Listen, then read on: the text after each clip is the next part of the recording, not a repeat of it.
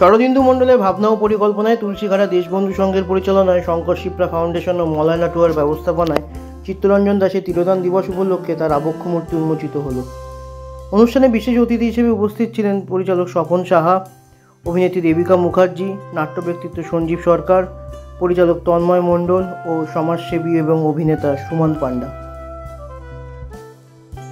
এখানে এই সংঘকে যারা উৎসাহিত করে, এই স্বপ্নের পরিকাঠামো যিনারা গড়ে ওঠেন, গড়ে তোলেন প্রতিনিয়ত, ওনাদেরকে আন্তরিক শ্রদ্ধা সম্মান জানাই।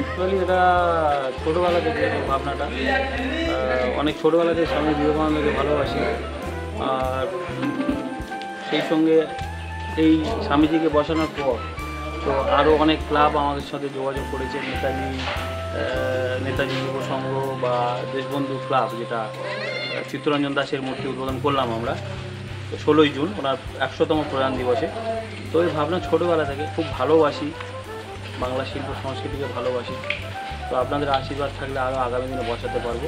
আর আমার মা বাবার স্মরণে এই ফাউন্ডেশনটা করা, সেই ফাউন্ডেশনের মাধ্যমেই আমার এই জয়নগর থানা অন্তর্গত তুলসীঘাটা গ্রামে এই কাজগুলো আমি করি। এই তুলসীঘাটা গ্রাম হচ্ছে আমার মাতৃভূমি।